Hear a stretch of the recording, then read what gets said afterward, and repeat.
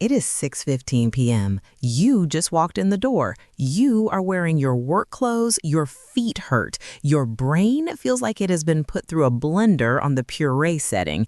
You are hungry. Actually, you are hungry at 4 p.m., but now you've moved past hunger into that weird, shaky, hangry territory where you might cry if someone asks you a complicated question. You look at the fridge. You know there are ingredients in there. Technically, there's a pack of chicken breasts you bought on Sunday with the best of intentions. There's a head of broccoli that is looking a little bendy. There's a box of rice in the pantry, but the distance between ingredients and dinner feels like climbing Mount Everest without oxygen. So you close the fridge. You pull out your phone. Your thumb, almost on muscle memory, taps the green icon or the red one, the food delivery app. You scroll. You pick the same Thai place you ordered from last week. You see the total, $48.50 for pad Thai and spring rolls. You wince. You know you have food in the house. You know you're trying to save money. You know $50 for noodles is insane.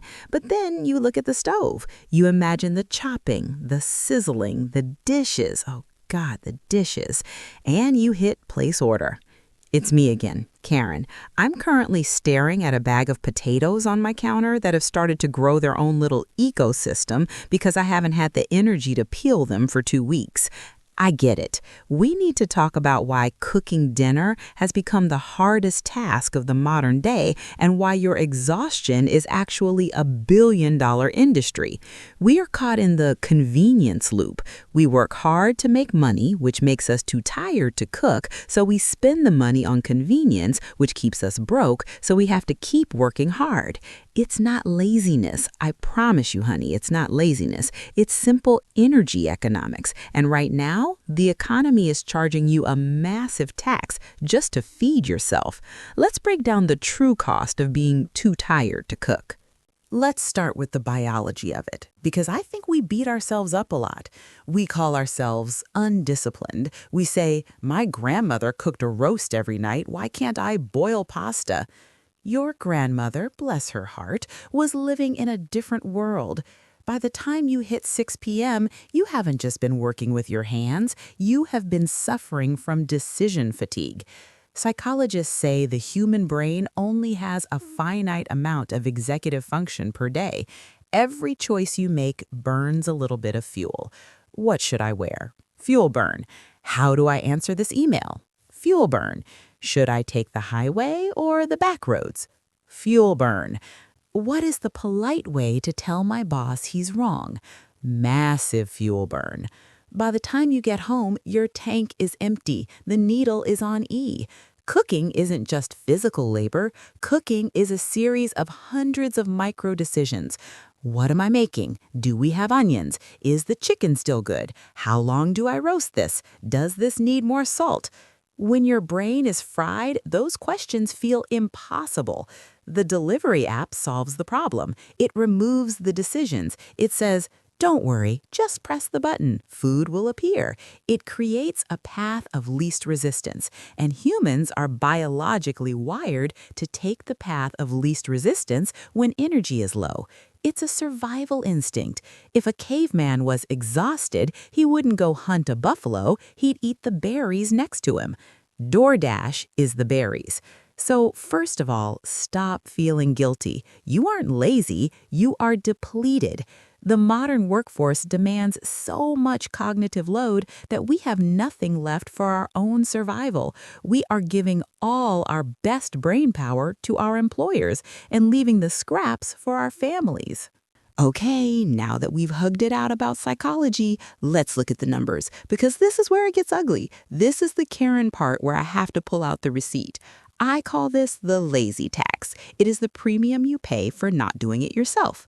Let's have a very standard meal, a burrito bowl. Everyone likes a burrito bowl. Scenario A, making it at home. Rice, 20 cents. Black beans, canned, $1. Chicken breast, $2.50. Cheese, salsa, sour cream, $1.50. Total cost about $5.20 per serving. Time, 30 minutes. Scenario B, the fast casual pickup, Chipotle, Cava, etc. Chicken burrito bowl, $11.50. Tax, $1. Gas to drive there, $1. Total cost, $13.50. The markup? You are paying roughly 160% more for someone else to assemble it. Scenario C, the delivery app, the danger zone. Chicken burrito bowl, $13.50. Menu prices are often inflated on apps. Service fee, $3. Delivery fee, $4. Tax, $1.50. Tip, because you're a decent human, $5. Total cost, $27. Look at that. Look at it closely. You turned a $5.20 meal into a $27 meal. You paid 5 times the price because you were tired. If you do this twice a week, just twice, that is roughly $2,800 a year. $2,800. That is a vacation. That is a significant chunk of a car loan. That is an IRA contribution. We literally eat our wealth. We chew it up and swallow it because we can't muster the energy to boil water. And the apps know this. They know that at 6 p.m., your price sensitivity drops. At 10 a.m., you'd never pay $27 for a bowl of rice and beans. But at 6 p.m., you'd pay $50 just to make the hunger stop without standing up. They are arbitraging your exhaustion. They are selling you your own time back to you at a 500% markup. Now, I can hear the comments already. But Karen, cooking takes so long. And then the counter-argument, but Karen, Jamie Oliver says you can make a meal in 15 minutes. Both are lying. This is what I call the ingredient myth. Cooking shows and recipe blogs lie to us. They show you the cooking part. They show the pan sizzling. They show the tossing of the salad. They do not show the invisible labor that surrounds cooking. Cooking is actually 5 different jobs in a trench coat. 1, planning. What are we eating this week? Mental load. 2, logistics. Going to the grocery store, fighting for a parking spot, finding the paprika, waiting in line, driving home, unloading the bags. 3, prep. Washing the vegetables, chopping the onions, trimming the meat. 4, cooking, the actual heat application. 5, the cleanup, the worst part, scrubbing the pan, wiping the counters, loading the dishwasher, taking out the trash because the chicken packaging smells. When a recipe says prep time 10 minutes, they are assuming you are Gordon Ramsay with a sous chef.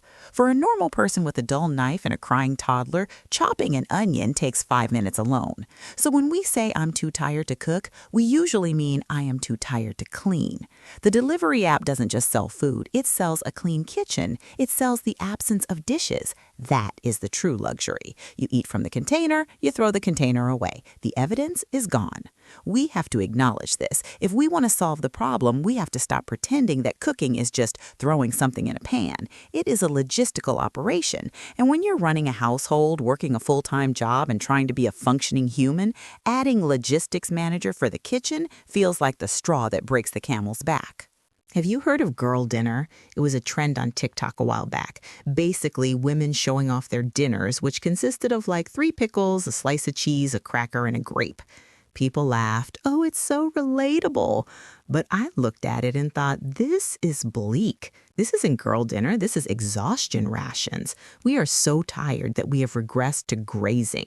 We are eating like raccoons. We forage in the pantry for whatever doesn't require heating. Cereal for dinner, popcorn for dinner, a handful of almonds and a prayer. And here is the insidious part. The convenience food that is cheap is terrible for you. The convenience food that is healthy is expensive. If you are broke and tired, you buy the frozen pizza, $5, easy. Or ramen, 50 cents, easy. But you pay for it with your health. You feel sluggish the next day. The sodium bloats you. The lack of protein makes your brain fog worse, which makes you more tired, which makes you less likely to cook the next night. It is a biological downward spiral. To get healthy convenience like the sweet green salad or the high-protein meal delivery service, you have to be upper middle class. You have to pay the premium. So cooking becomes a class signifier. The rich have private chefs or can afford the $18 healthy salad delivery. The poor have time to cook, sometimes, but limited ingredients. The middle class? The middle class is stuck in the middle, working too much to cook but not earning enough to buy healthy convenience, so we slowly poison ourselves with seed oils and preservatives because it's the only thing that fits in the schedule. There used to be a romantic idea of the kitchen, the heart of the home, the place where the family gathers, the smell of baking bread. I don't know about you, but my kitchen is not a sanctuary. My kitchen is a task room. It is the room where the dirty dishes live. It is the room where the mail piles up. It is the room where the cat litter box is in the corner. When you associate a room with labor, you don't want to be in there. After 8 hours of labor at the office, the idea of entering another workspace is repulsive. We want to be on the couch. We want a soft life. The open concept floor plan didn't help, honestly. Now, if the kitchen is messy, you see it from the living room. You can't escape the mess. It stares at you while you try to watch Netflix. So ordering food allows us to ignore the kitchen. It allows us to bypass the workspace. We have lost the joy of cooking because we have turned it into a metric of productivity. I need to get dinner done rather than I am making dinner. We treat it like a chore to be optimized rather than a skill to be enjoyed. And when something is a chore, we will always try to outsource it if we have $20 in our pocket. There is another reason we order takeout that nobody admits. It's not just the labor, it's an addiction. Have you ever spent 45 minutes making a stir fry? You chop the vegetables, you make the sauce, you cook the rice, you sit down to eat it, and it tastes fine. It's healthy, it's homey, but it doesn't taste like the takeout place. Why? Because the takeout place is trying to kill you deliciously. I used to work in a restaurant in my 20s. Let me tell you the secret of restaurant cooking: butter and salt. However much butter you think is in that restaurant mashed potato, double it, then add heavy cream, then add more salt. Restaurant food is engineered to be hyper-palatable. It hits the bliss point of sugar, fat, and salt that lights up your brain like a Christmas tree. It gives you a dopamine hit. Your home-cooked broccoli, it doesn't have MSG. It doesn't have a stick of butter. It just tastes like a vegetable. So when you're stressed, when your cortisol is high from a long day at work, your brain doesn't crave nutrition, it craves relief. And chemically, the takeout food provides relief in a way your homemade chicken breast never will. We are fighting a chemical war against food scientists who know exactly how to hook us. So when you eat your own cooking and feel unsatisfied, it's not because you're a bad cook, it's because you're going through withdrawal from the industrial additives you're used to. You have to retrain your palate, and that takes time you don't have. It's a vicious cycle. Then we have to talk about the internet, because if you are a woman or anyone really with an algorithm, you have seen them. The trad wives, the clean girls, the restock influencers. You're lying in bed, exhausted, scroll grazing on TikTok, and you see a woman in a beige linen dress. She has perfectly curled hair. She is making sourdough bread from scratch. She is churning her own butter. She is smiling as she chops organic zucchini from her own garden. She says, "Here is what I made my husband for lunch." And you look at your lunch, which is a handful of pretzels and an iced coffee, and you feel shame, deep, heavy shame. Why can't I do that? Why is my life so chaotic? Why am I failing? Listen to me closely. She is not cooking, she is creating content. That video took 6 hours to film. She has ring lights, she probably has a cleaning lady, she doesn't have a boss emailing her at 9 p.m. Her job is to look perfect in that kitchen. But we compare our behind the scenes to her movie trailer. This guilt is paralyzing. It makes us feel that if we can't cook a beautiful meal, we shouldn't cook at all. We have an all-or-nothing mindset. If I can't make the organic sourdough focaccia, I might as well just order Domino's. We need to kill this mindset. We need to embrace the ugly dinner, the mediocre dinner. The dinner is just fuel, not a performance. Okay, Karen, we get it. We are tired, broke, and addicted to salt. How do we fix it? We lower the bar. We lower the bar so low that you can step over it without lifting your feet. Here is the exhausted person's guide to eating at home. Strategy 1, the assembly mindset. Stop cooking, start assembling. Cooking implies heat, timing, and recipes. Assembling implies putting things in a bowl.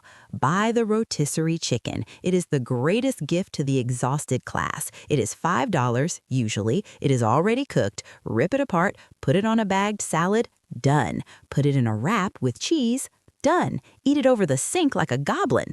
Done. You fed yourself for $2.50 instead of $27. That is a win. Strategy 2, the girl dinner rebrand. Let's reclaim girl dinner, but make it caloric. A plowman's lunch sounds fancy, right? It's just cheese, bread, pickles, and ham. If you put cheese, crackers, an apple, and some deli meat on a plate, that is a meal. It has protein, carbs, fat, and fiber. It requires 0 cooking, 0 pans, and only 1 plate to wash. Call it European-style dining if it makes you feel better. Strategy 3, the ingredient prep, not meal prep. I hate meal prep Sunday. The idea of spending my entire Sunday cooking 20 Tupperwares of soggy chicken makes me want to scream. Instead, do ingredient prep. When you get home from the store, wash the fruit immediately. If it's washed, you might eat it. If it's dirty, it will rot. Cook 1 big batch of something neutral, a big pot of rice, a tray of roasted potatoes. Don't make a full meal, just make the parts. Then on Tuesday, when you are dead inside, you just have to reheat the rice and throw a fried egg on it. Microwave rice is also fine. I give you permission. It costs a little more, but it's cheaper than DoorDash. Strategy 4, the kitchen gadget defense. I usually hate single-use gadgets, but if you are exhausted, get an air fryer. I resisted for a long time. I thought it was a gimmick. It is not. It is a make hot food fast machine. You can throw frozen broccoli and a frozen salmon fillet in there, press a button, walk away to scream into a pillow for 12 minutes, and come back to a cooked meal. It doesn't heat up the house. It's easy to clean. It is the tool of the resistance. Strategy 5, the convenience store hack. If you are going to buy convenience, buy it at the grocery store, not the restaurant. Buy the bag of frozen stir-fry veggies, $2. Buy the jar of sauce, $3. Buy the pre-cooked rice, $2. Is it cheaper than raw ingredients? No. Is it cheaper than takeout? Yes, by a mile. It takes 5 minutes to dump those 3 things in a pan. It is the middle ground. It is the bridge between scratch cooking and bankruptcy by burrito. Here's the bottom line. Every time you cook a meal at home, even if it's ugly, even if it's just scrambled eggs at 8 p.m., you are buying your freedom back. You are saving $20. You are saving your health. You are breaking the dependency on the system. It's hard. I know it's hard. The system is designed to wear you down until you just tap the app. But the convenience cost is too high. We are trading our future financial security for 30 minutes of relief tonight. So tonight, when you get home, don't look at the fridge with fear. Look at it with pragmatism. Grab the cheese, grab the bread, eat the ugly sandwich. Put that $25 you saved into your fuck you fund, and then go to sleep because you're tired, and that's okay. Karen here, and I'm gonna go eat string cheese and call it dinner. See you in the next one.